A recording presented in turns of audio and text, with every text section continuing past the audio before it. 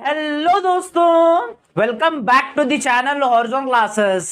सो दोस्तों, आज के इस वीडियो में हम cost of capital and capital structure theories chapter का पार्ट 2 देखेंगे दोस्तों। और आज के इस वीडियो में हम बड़ा ही इंपॉर्टेंट टॉपिक स्टार्ट करने वाले हैं। टॉपिक का नाम है दोस्तों cost of debentures. Cost of debentures कह लीजिए या तो फिर कॉस्ट ऑफ डेब्ट कह लीजिए, वो टॉपिक आज के इस वीडियो में हम शुरुआत करेंगे दोस्तों।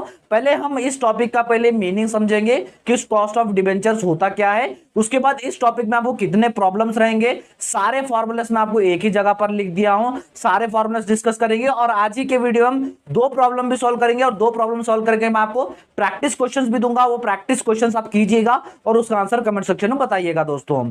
सो चलिए दोस्तों, हमारे वीडियो की हम शुरुआत करते हैं। सो दोस्तों, जैसे हमारे टॉपिक का नाम है कॉस्ट ऑफ डिबेंचर या तो फिर डेब्ट कह लीजिए, कॉस्ट ऑफ डिबेंचर्स। पहले ये समझ लीजिए डिबेंचर्स होता क्या है। डिबेंचर यानी अब जब भी कंपनी को पैसे की जरूरत पड़ती है तो पैसा किसी के पास से लाती है, किसी के पास यानी बैंक्स के पास से लोन उठाती है या तो फिर फाइनेंशियल इंस्टीट्यूशन के पास से कर्जा लेती है। जो वो कर्जा रहता है, जो वो लोन्स रहते हैं, उसे हम कहते हैं दोस्तों डिबेंचर्स। अब डिबेंचर्स उठाने में कंपनी को जो भी कॉस्ट लग रहा है, साथ में इंटरेस्ट पकड़ के, इंटरेस्ट या तो फिर साथ में जो भी कॉस्ट लगता है। अब जैसे कोई एक मिडिल मैन होता है जो आपको बैंक से लोन दिलाता है, वो जैसे 2% 3% लेता है, उसको 2% 3% भी आप कॉस्ट में ऐड करते हो। और जैसे flotation cost, underwriting cost, registration cost, ये सारे कॉस्ट को जो भी आप ऐड करते हो उसे हम कहते हैं कॉस्ट ऑफ डिबेंचर्स दोस्तों। सो कॉस्ट ऑफ डिबेंचर्स आपको इस टॉपिक में आपको कैलकुलेशन करना है दोस्तों। सो देखिए दोस्तों, कॉस्ट ऑफ डिबेंचर्स अभी भी आप कैलकुलेट करते हो तब आपको 2 तरह के क्वेश्चंस आपको पूछे जाते हैं। पहला तरह का क्वेश्चन होता है इररिडेमेबल डिबेंचर्स। इररिडेमेबल डिबेंचर्स का मतलब है यहां पर आपको टाइम पीरियड नहीं दिया जाता कि आपको कब तक वो पैसा आपको रिटर्न करना है। उसके बाद सेकंड है रिडेमेबल डिबेंचर्स। रिडेमेबल डिबेंचर्स यानी इसमें आपको टाइम पीरियड दिया जाता है, जैसे 5 इयर्स 10 इयर्स टाइम पीरियड दिया जाता है कि ताकि आपको उस पीरियड में आपको पैसा रिटर्न करना है दोस्तों। सो दोस्तों देखिए, रेडीमेबल में तो सिर्फ एक ही फॉर्मूला है, लेकिन इररेडेमेबल में दोस्तों आपको इतने सारे फॉर्मूलास आएंगे। इररेडेमेबल में पहले आपको cost of debentures find out करना होता है before tax, cost of debentures after tax, उसके बाद issued at par, issue at discount and premium, ये सारे कॉन्सेप्ट्स आएंगे।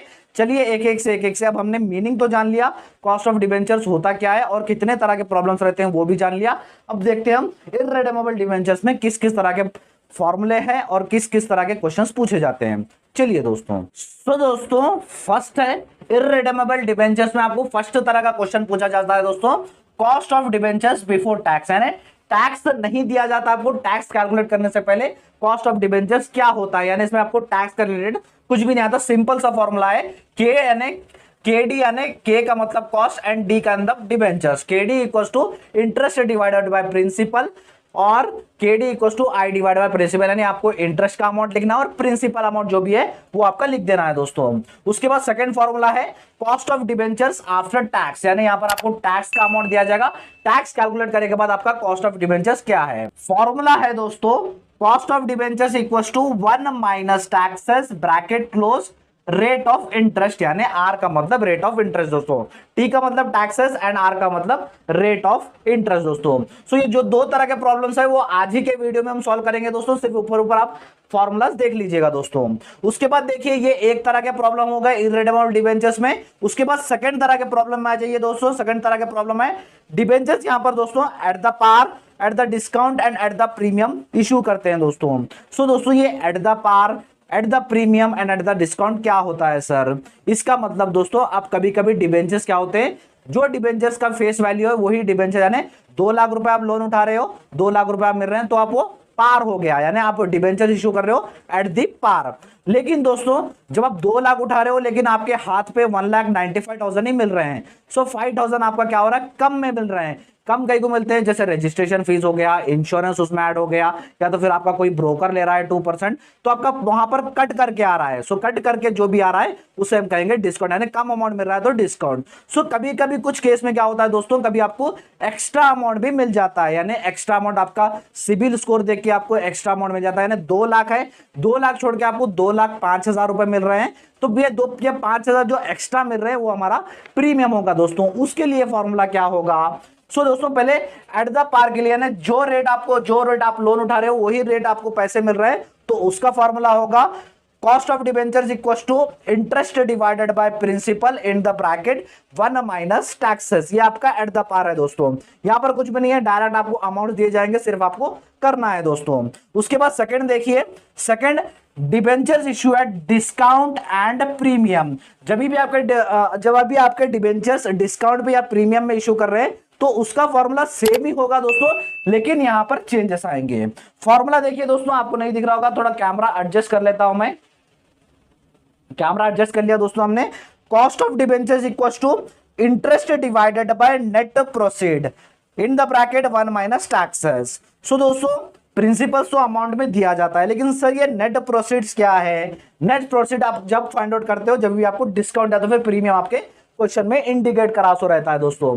नेट प्रोसीड देखिए दोस्तों, अगर डिस्काउंट के रेट में अगर डिस्काउंट फाइंड आउट कर रहे हो तो जो भी फेस वैल्यू अमाउंट दिया गया है यहां पर फेस वैल्यू ले लीजिए, माइनस डिस्काउंट का जो भी परसेंटेज दिया रहा है माइनस कर लीजिए, उसके बाद माइनस फ्लोटेशन कॉस्ट, कुछ भी एक्सपेंसेस या तो फ्लोटेशन कॉस्ट या तो फिर कुछ भी ब्रोकर एक्सपेंसेस कुछ भी दिया तो वो भी माइनस कर लीजिएगा दोस्तों। लेकिन जब आप प्रीमियम फाइंड आउट कर रहे हो तो net proceed equals to face value plus premium rate minus flotation cost कर लेके नेट प्रोसीड मिल जाएगा।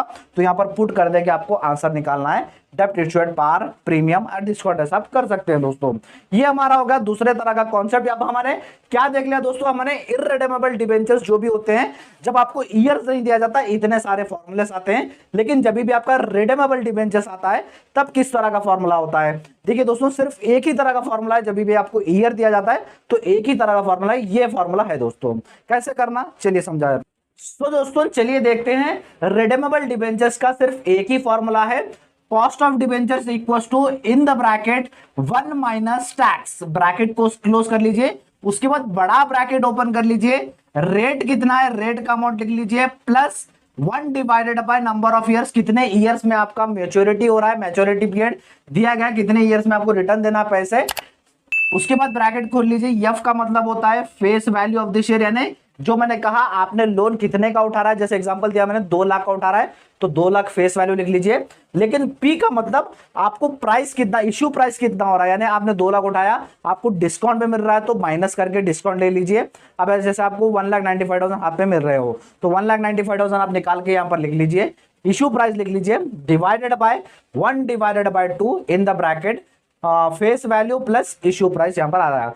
सो दोस्तों यहां पर आपको इस फॉर्मूले का कोई समझने नहीं आएगा, जब हम आंसर्स करेंगे तब ये आपको समझने आ जाएगा दोस्तों। सो इतना झंझट यहां पर आपको लेना नहीं है दोस्तों। सो चलिए दोस्तों, ये जो 2 फॉर्मूले मैंने लिखा था, cost of debentures before tax, cost of debentures after tax के क्वेश्चंस हम इसी वीडियो में कर लेंगे। चलिए हम क्वेश्चंस की शुरुआत करते हैं, एक बार जल्दी से स्क्रीनशॉट ले लीजिएगा, पूरे फॉर्मूले से यहीं पर है डिबेंचर्स के दोस्तों, सो हेल्प होगा, स्क्रीनशॉट ले लीजिएगा। तो चलिए दोस्तों फर्स्ट क्वेश्चन हम कॉस्ट ऑफ डिबेंचर्स का शुरू करते हैं। जैसे हम प्रॉब्लम कर रहे हैं, problem 1 cost of debentures before tax, यानी यहाँ पर आपको टैक्सेस का कुछ भी नहीं दिया, सिंपल प्रॉब्लम दिया गया है दोस्तों। तो दोस्तों क्वेश्चन दिया गया है, एक company issues 50,000 debentures at 8%, what is the cost of debenture है। 50,000 का डिबेंचर्स यानी लोन लिया गया थे 8% का, इस पे आपको दोस्तों कॉस्ट ऑफ डिबेंचर्स निकालो बोल रहा है दोस्तों। यहां पर आपका कुछ एक्सपेंसेस ही नहीं है, यहां पर कुछ आपके फ्लोटेशन कॉस्ट नहीं है, कुछ डिस्काउंट नहीं है, कुछ टैक्सेस नहीं है दोस्तों। तो कभी भी याद रख लीजिए कुछ भी नहीं है क्वेश्चन में, सिर्फ आपको अमाउंट दे रहा है और परसेंटेज दे रहा है, तो आपका हमेशा जो परसेंटेज में आंसर है, जो आपको परसेंटेज आपका क्वेश्चन में दिया गया है वही आंसर आया। यहाँ पर 8% है तो हमारा आंसर भी 8% ही आना चाहिए दोस्तों। जैसे मैंने कहा फॉर्मूला है हमारा KD equals to interest divided by principal. कभी भी याद रख लीजिए दोस्तों, अगर आपको प्रिंसिपल आपको फॉर्मूले में दिया जाए तो आपको इंटरेस्ट आपको कैलकुलेट करके ही यहाँ पर इंटरेस्ट में अमाउंट लेना है दोस्तों। सो देखिए दोस्तों इंटरेस्ट कितना हमारा 8% है। सो 50,000 का दोस्तों 8% इंटरेस्ट निकाल लीजिए, 50,000 का 8% है, 8 डिवाइडेड बाय 100 कर लीजिए तो अमाउंट आएगा आपका 4,000 आपका अमाउंट आएगा, डिवाइडेड बाय प्रिंसिपल अमाउंट है हमारा 50,000। सो दोस्तों 4,000 डिवाइडेड बाय 50,000 करेंगे तो 0.08 आपका आंसर आएगा दोस्तों। सो दोस्तों आपको हमें परसेंटेज में निकालना है कि परसेंटेज हमारा कितना आ रहा है। सो 0.08 इंटू 100 कर लीजिए, हमेशा आपको 100 करना होता है तो आपको आंसर मिलेगा दोस्तों 8%। जैसे मैंने कहा आपका आंसर 8% ही आएगा दोस्तों। एक बार जल्दी से स्क्रीनशॉट ले लीजिए। चलिए दोस्तों नेक्स्ट क्वेश्चन की शुरुआत करते हैं।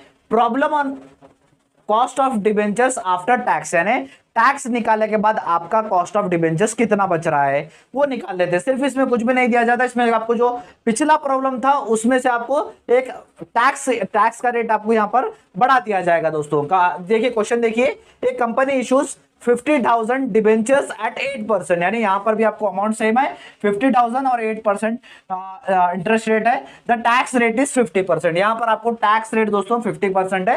कैलकुलेट कॉस्ट ऑफ डिबेंचर्स, जैसे मैंने कहा था सेकंड फॉर्मूला बताया था दोस्तों। सेकंड फॉर्मूला हमारा कैसा था? फॉर्मूला था दोस्तों KD equal to in the bracket 1 minus T, यानी taxes whole rate of return. दोस्तों यहां पर देखिए दोस्तों अब कैसे करना, हमें ब्रैकेट में 1 एज इट इज रख लेना, माइनस देखिए दोस्तों टैक्सेस हमारा 50%, 50% टैक्सेस है, 50% टैक्सेस लिख लीजिए। उसके बाद देखिए दोस्तों रेट ऑफ रिटर्न हमारा 8% है। लेकिन दोस्तों आपके मन में आ रहा होगा, लेकिन सर वहां पर तो कैलकुलेट करके निकाला था 50,000 पे 8% कैलकुलेट करके 4,000 निकाला था, वैसे लिखा था, लेकिन यहां पर आप 8% डायरेक्ट लिख ले हो। तो मैंने जब भी फर्स्ट क्वेश्चन करा था इस टाइम कहा था, जब भी आपके फॉर्मूले प्रिंसिपल अमाउंट लिखने का आया, प्रिंसिपल पी आया, तभी आपको कैलकुलेट करके लिखना है। अगर आपका प्रिंसिपल नहीं आया आपके फॉर्मूले में, सिर्फ आपका रेट दे रहा है, प्रिंसिपल नहीं दे रहा उस फॉर्मूले में, तो आपको रेट ऑफ रिटर्न लिखना होगा दोस्तों।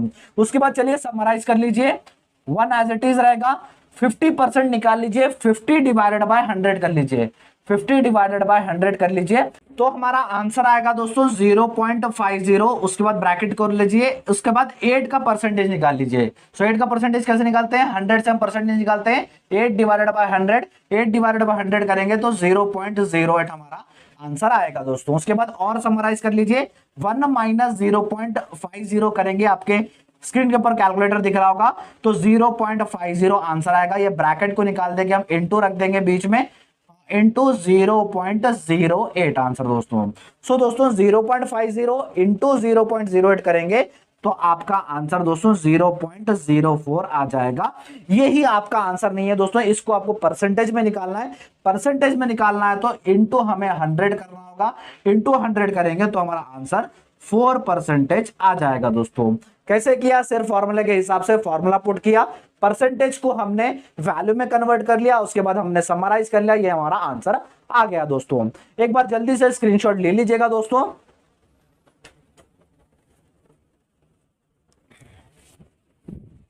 तो दोस्तों ये था हमारा आज का वीडियो दोस्तों, और आपके स्क्रीन के ऊपर प्रैक्टिस क्वेश्चन दिख रहे होंगे, ये 2 प्रॉब्लम्स के दोस्तों। सो उसके प्रैक्टिस क्वेश्चन कीजिएगा, उसका आंसर हमारे कमेंट सेक्शन में बताइएगा दोस्तों। और एक बात, आज की इस वीडियो में ये 2 प्रॉब्लम्स हो गए। उसके बाद जैसे मैंने फॉर्मूले समझाते स्टेम at the par, issue at the par, premium and discount कराया था, वो कल के वीडियो में पढ़ाऊंगा। उसके बाद वो जो रिडेमेबल डिबेंचर्स का बड़ा फॉर्मूला था, वो 10 मार्क्स में लिए आपके लिए पूछ सकता है, सो मैं आपको लास्ट में पढ़ाऊंगा दोस्तों। ये था हमारा आज का वीडियो दोस्तों। और एक बात दोस्तों, मैं एडवांस फाइनेंशियल मैनेजमेंट के क्लासेस स्टार्ट कर दिया था बीकॉम सेक्शन के लिए, जिसके प्लेलिस्ट का लिंक मैं आपको डिस्क्रिप्शन बॉक्स में दूंगा, जहां पर आपको सारी जगह पर इस सब्जेक्ट की क्लासेस मिल जाएंगी। और इस चैप्टर का मैं आपको पार्ट 1 भी डिस्क्रिप्शन बॉक्स में दूंगा, आप जाकर देख लीजिएगा।